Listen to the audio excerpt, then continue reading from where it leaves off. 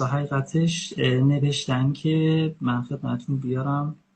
ببینید من توی اینترنت زدم برام اومده من الان حالا دارم ببین آقای من الان دارم تو اینترنت میذارم سوره انفال آیه آهان 12 نوشتن ترجمه توی پرانتز مکارم دانشنامه شیرازی. اسلامی. بله بله اینجا 5 تا ترجمه اصلی اینجا هست. خب الان الهی قمشه‌ای میگه آنگاه که پروردگار تو به فرشتگان وحی کرد که من با شمایم، پس مؤمنان را ثابت قدم بدارید که همانا من ترس در دل کافران میافکنم، پس گردنها را بزنید و همه انگشتان را قطع کنید. انصاریان، بذار من بخونم 5 تاشو واسه ببینم این چیزی که شما گفتی از کجا آوردی. هنگامی که پروردگار به فرشتگان و حالا فرشته چیه، وقت چیه، خدا چیه، پیدا کنید پرتغال فروش را، اینا همه مهمله. هنگامی که پروردگارتون به فرشتگان وحی کرد که من با شمایم، پس مؤمنان را ثابت قدم دارید و به زودی در دل کافران ترس میاندازم، پس سرهایشان را بزنید و همه انگشتانشان را قطع کنید. فولادوند، این فولادوند یه آخوند گردن کلفتی یا این اون فرود فولادوند نیست. هنگامی که پروردگارت به فرشتگان وحی میکرد که من با شمایم، پس کسانی را که ایمان آوردند ثابت قدم بدارید، به زودی در دل کافران وحشت خواهم افکند، پس گردنها را بزنید و همه انگشتان را قلم کنید. اینی که شما میخونید ترجمه فولادونده.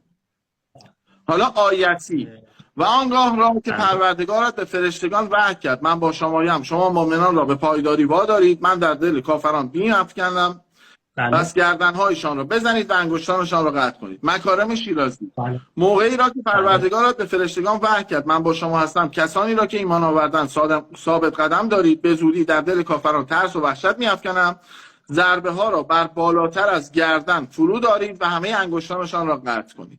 این ادامه‌شو که شما گفتی، یه چیزی گفتی ادامه‌ش؟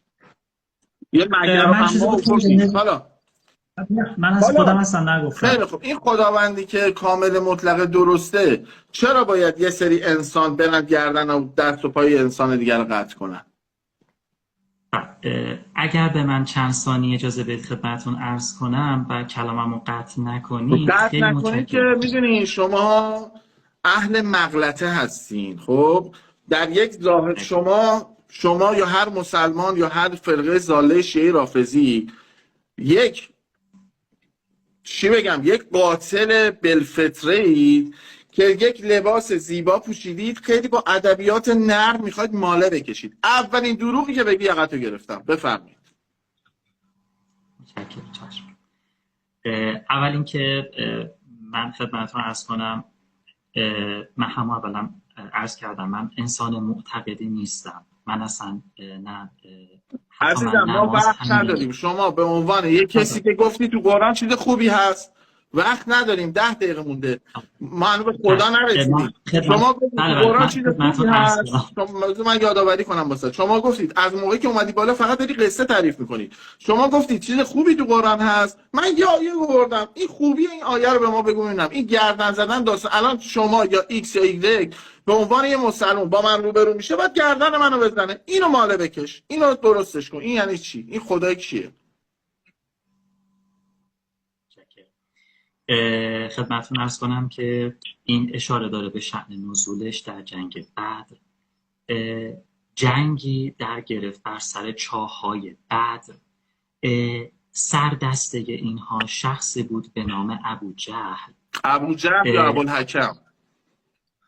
ابوجهل. همین شما کارتون همین مباحثه کردنه. خب نه من شغلم این نیست. من دانشجوی رشته تکنولوژی منیجمنت هستم. مباحثه یعنی بهتان زدن. خب خیلی خب، چون وقت کوتاه، این اشاره داره به جنگ بعد. اونا خیلی اخ و تیخ بودن، اینا خیلی خوب بودن، درست؟ پس این قرآن شأن نزول داره یا نداره؟ بله. وقتی شأن نزول داره یعنی در شأن جنگ بعد می اتفاق افتاده دیگه. اگر ابو سفیان اون کاروانو فراری نمیداد، اگر مکیان نمی اومدن دفاع بکنن از اموالشون، اگر علی علیه السلام حیدر کرار در جنگ بدر اون ذوالفقار رو نمی دزدید، اینور بیاد سر عقیل و ببره برادر خونیش رو، هیچ کدوم از این آیات نبود. پس این قرآن شأن نزول داره. وقتی شأن نزول داره یعنی هیچ چیزی از قبل نبوده. این دفتر خاطرات یاروه، هر چی میدیده همون هم نوشته، هر اتفاقی افتاده نوشته. بعد این قرآن جهان شموله یا زمان شموله؟ اگر جهان شمول مال همه آدم هاست، اگر زمان شمول مال همه دوران هاست، اگر شأن نزول داره فقط برمیگره به اون موقع. خیلی خب این داستان کلا مال اون موقع است، به درد الان نمیخوره، جمع کنید کل بساط رو.